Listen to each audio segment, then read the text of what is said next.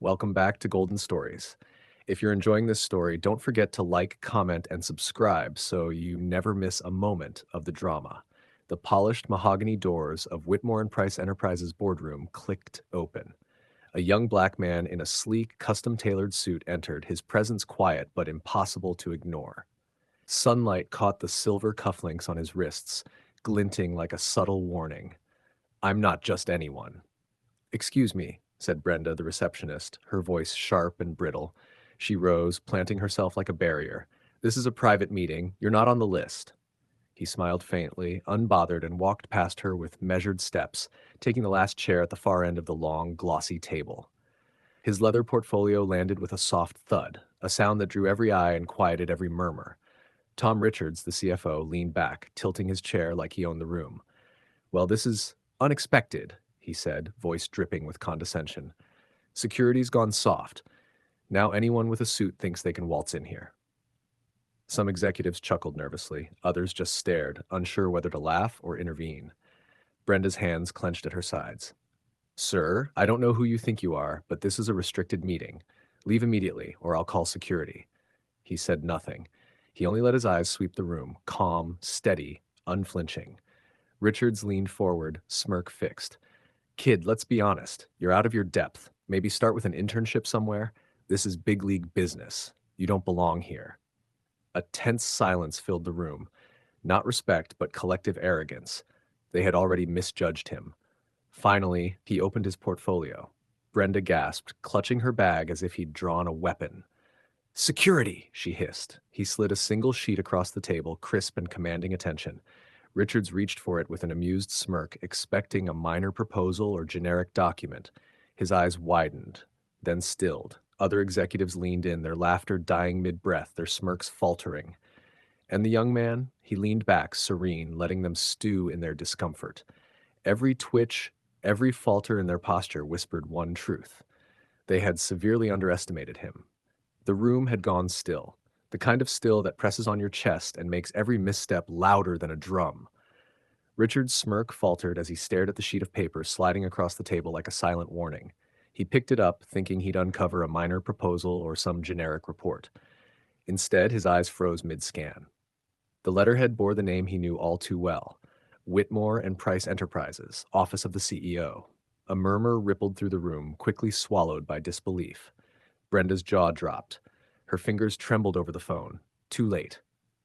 "Wait, this can't be," Richard stammered, voice tight, eyes darting from the paper to the man sitting calmly across from him.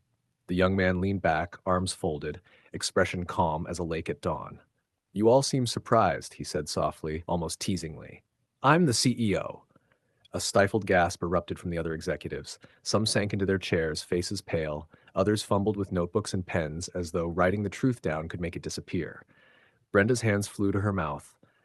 I, I, I thought you were." Her voice trailed off. There were no words for the shock and embarrassment curling around her. "Security," muttered Richards, his earlier arrogance evaporating like mist. He looked around for an ally, anyone, but found nothing but wide eyes and slack jaws. The young man's smile widened fractionally. "I understand mistakes happen," he said, his tone silk over steel. "But next time, perhaps consider who you're judging before you destroy someone else's reputation or their property." The executives shifted uncomfortably, realizing just how badly they had miscalculated.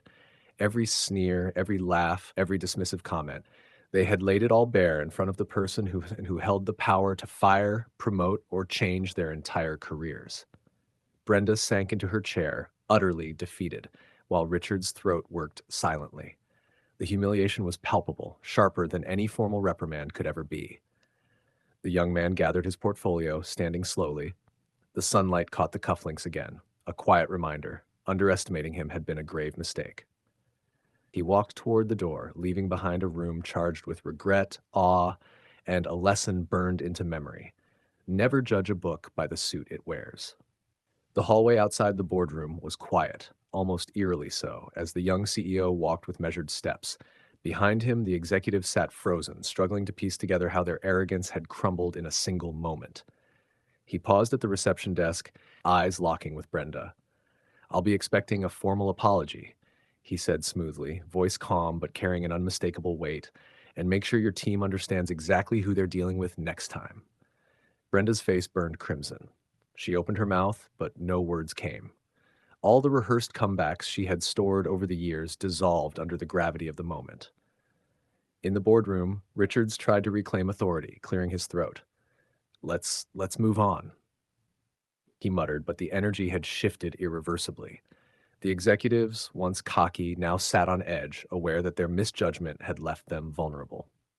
Minutes later, the young CEO returned, now flanked by two of the company's top security officers, unseen until this moment. Cameras hidden in the corners of the boardroom captured every expression: fear, shock, shame. He tapped a few keys on his tablet, and the projector flickered to life, displaying internal documents and emails. Every act of negligence, every dismissive remark made by the executives, now visible for all to see. Transparency is important, he said, voice low but commanding. I believe in giving everyone a fair chance, but there's a limit to how much arrogance and ignorance I'll tolerate. Some executives tried to hide their faces. Others sat stiffly, realizing their reputations were quietly unraveling before the entire leadership team. He closed the portfolio, his presence filling the room like a storm that had been brewing silently. Consider this a reminder, he said, voice cutting through the tension, that power doesn't always announce itself with noise. Sometimes it arrives quietly until it's too late. He turned, walking out again, leaving a trail of stunned silence behind him. Each executive knew, without a doubt, that the young man in the sleek suit wasn't just any CEO. He was a force they had grossly underestimated. The boardroom had never felt smaller. The walls seemed to close in, reflecting the executives' pale, panicked faces. Every smug comment, every condescending smirk from before had been recorded, cataloged, and now hung in the room like trophies of their own shame. The young CEO strode in, his presence commanding the silence immediately. He didn't need to shout or threaten. Authority flowed from him effortlessly, each step a reminder that he had been underestimated at his own table. Good morning, he said calmly, letting his gaze travel over each executive. I've reviewed everything. Every careless email, every dismissive remark, every act of arrogance. He paused, letting the weight of his words settle, and I've decided it's time to address them properly. With a subtle gesture, his assistant triggered the projector. Screens lit up with emails, meeting transcripts, and internal notes, proof of the executive's contempt and bias, all laid bare. The humiliation was immediate. Brenda gasped, clutching her bag like a life preserver. Richard's mouth opened, then closed. No words could save him. The other executives shuffled in their seats, each one feeling the sting of exposure, their earlier confidence evaporating. Consider this, the CEO said, voice calm but slicing through the tension. A lesson in judgment. In this company, respect is earned, not assumed, and prejudice is a liability. He walked among them, slow, deliberate, a predator surveying prey that had suddenly realized it was powerless. Each glance, each pause reminded them of the error they had made in underestimating him. Finally, he turned toward the door, pausing to look back. I hope this changes how you view people and how you view yourselves. Never, ever underestimate someone based on appearance, age, or color. And with that, he left, calm and collected, leaving the room frozen in stunned silence. The message was brutal, unforgettable, and entirely deserved. If you enjoyed this thrilling finale, don't forget to like, comment, and subscribe to Golden Stories so you don't miss more shocking, jaw-dropping tales like this one.